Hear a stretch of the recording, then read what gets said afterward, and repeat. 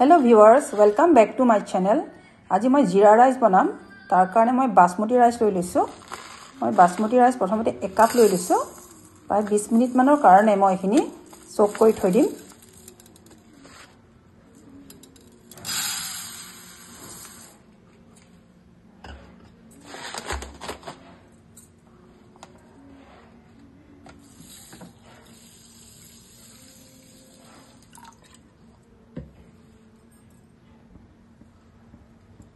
মোৰ সোক কৰা প্ৰায় 20 মিনিট হৈ গল মই এখিনি ভালকৈ ধুই লম ড্ৰেইন কৰি লম পানীখিনি মই প্ৰেসাৰ কুকাৰতে বনাম জিৰা ৰাইসটো গতিকে মই প্ৰেসাৰ কুকাৰ এটা লৈ লৈছো তাতে মই 2 টিস্পুন ঘিউ দি দিছো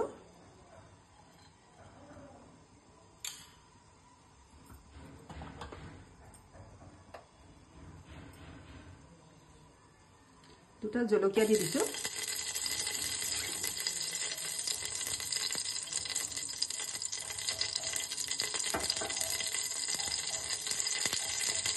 জিৰা দি দিছো ইয়াতে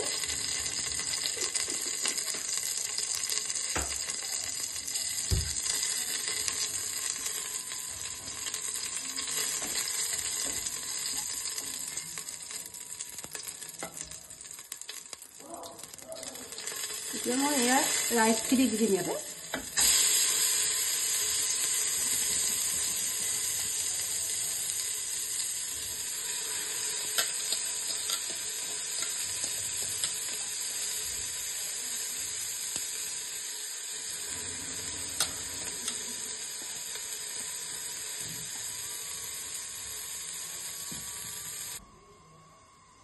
এতিয়া মই পানীটো দিম মই এটু কাপৰ জুখত চাউল দিছিলো গতিকে ইয়াৰ ডাবল পানী দি দিম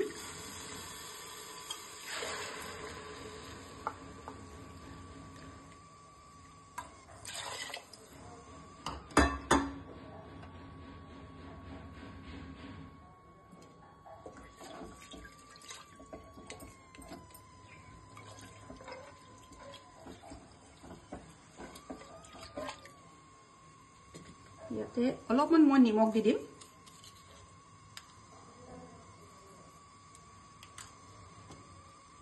নেমুৰ জুস অলপ দি দিম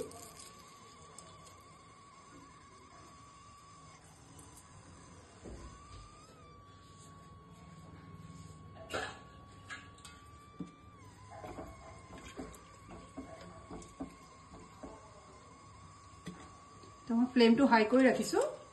মই এতিয়া এটা হুইসেল দিয়ালৈকে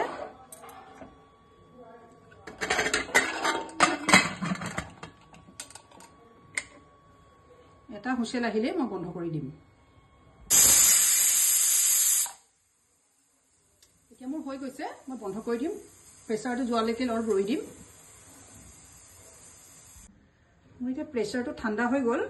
মই এতিয়া খুলি পেলাই চাই লওঁ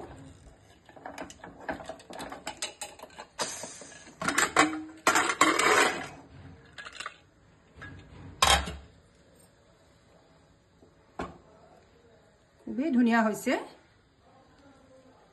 পানী একেবাৰে নাই এটো মেজারমেন্টত বনালে খুব ভাল হয় 1 কাপ চাউলত 2 কাপ পানী এতিয়া আপোনাক উলিয়াই পেলে দেখুৱাই আছো